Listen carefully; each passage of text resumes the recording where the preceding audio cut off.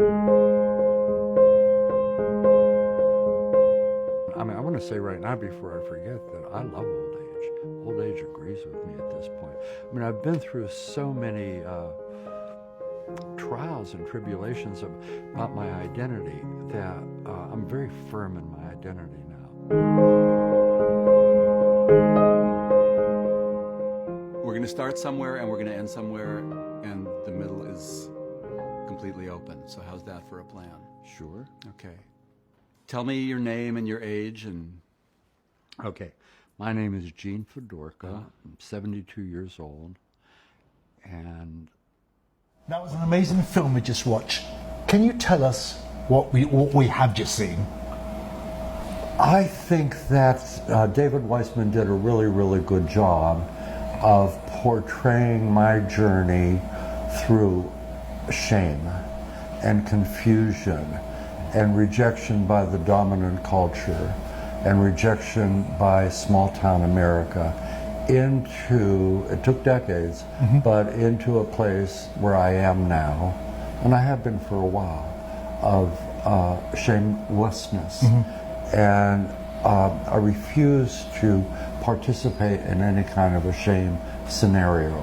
I was home for Thanksgiving last year, and one of my cousin's boyfriends said, I said, well, you know, I'm dating this 18-year-old Puerto Rican kid in New York, and which I was. Yeah. And I had a great deal of fun with Tony for like about 6 months. Then I lost interest, but the boyfriend said, well, that's not the kind of thing, Eugene, that you should talk about here in front of the family. You should keep that in New York with your friends. And I said, no, Robert, I am not participating in a shame situation. I will not let you shame me for what I'm doing. I'm not harming anybody.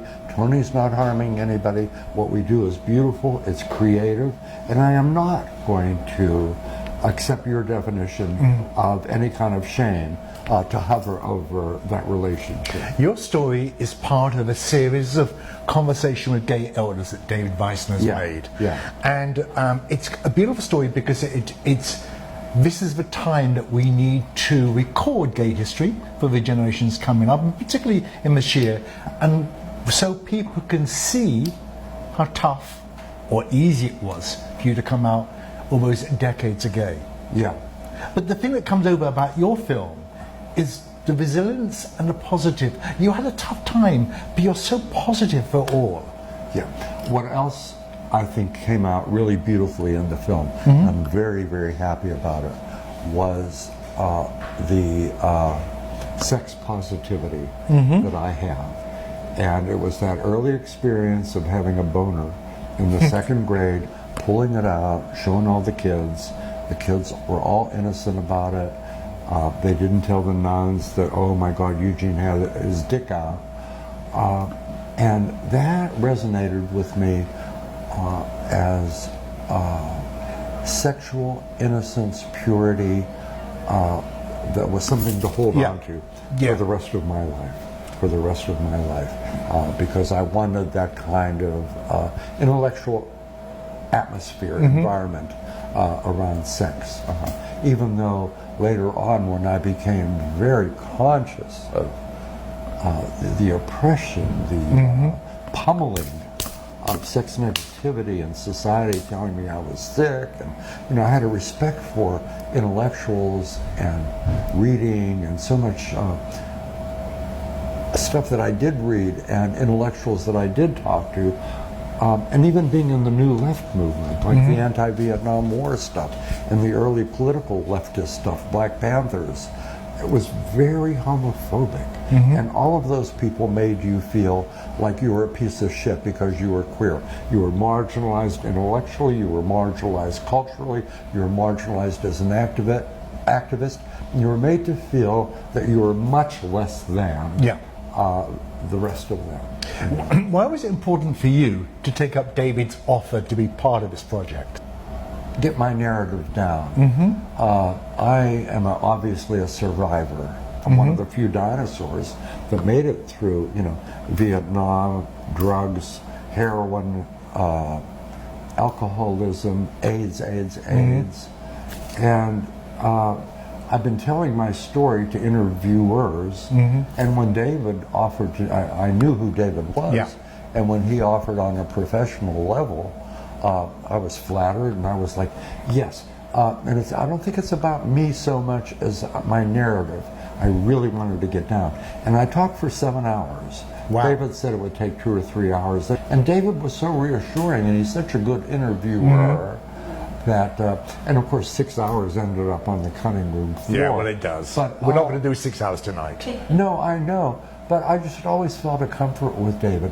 Yeah. And David is a badass Jewish mensch, tough kid from the Bronx that doesn't take shit from anybody.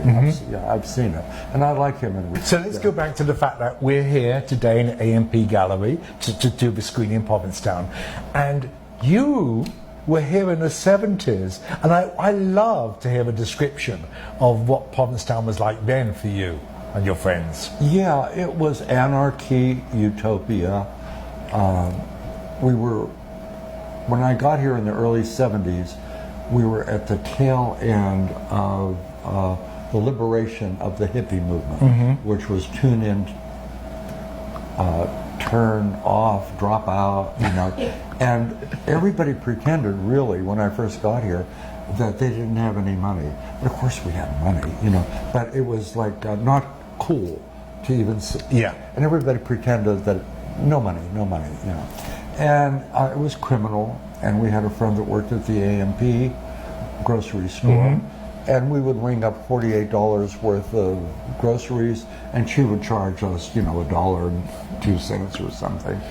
And a lot of artists and a lot of conversations. So there were a lot of retro movies, and we would go to see this retro movie.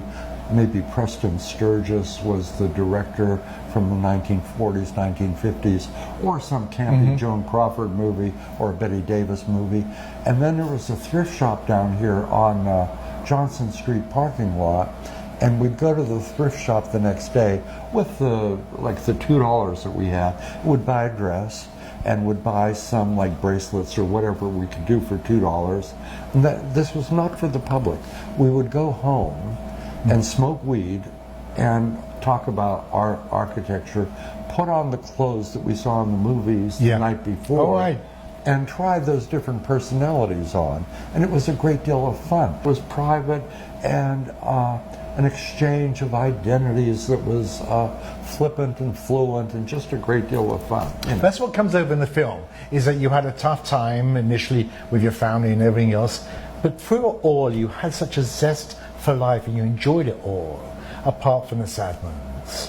Somehow you did. I do. And you did more. You talk about yourself as a survivor, but you did more than survive. Always been hungry and greedy for the larger world. And growing up in that small mill town, which I loved. I had a very beautiful upbringing there. I really did.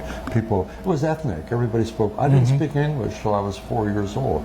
Everybody was Polish or Ukrainian or Russian or Latvian, and but I wanted to. I knew I wanted to go to New York. I was hungry for the larger world, and I always had that to look forward to. I knew I was going to get there, and I still have my dreams that I look forward to, and I think maybe the secret to happiness is to always have something to look forward to. No, and it's good. Yeah. I'm just a few years younger than you, but it was a great lesson to watch you tonight and to be a good role model even for old people like me.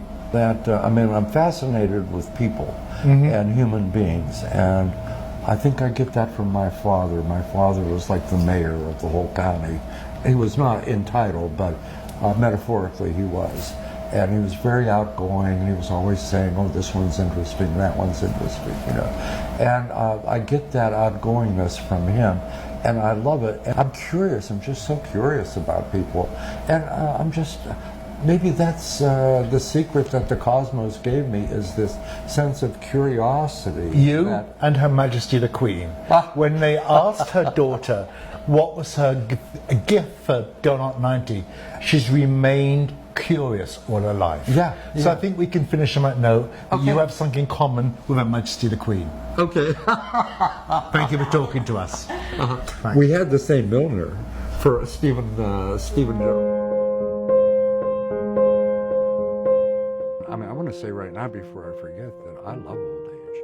Old age agrees with me at this point. I mean, I've been through so many trials and tribulations about my identity that I'm very firm in my identity now. We're going to start somewhere and we're going to end somewhere, and the middle is completely open. So how's that for a plan? Sure. Okay. Tell me your name and your age and... Okay. My name is Gene Fedorko. I'm 72 years old. And what else?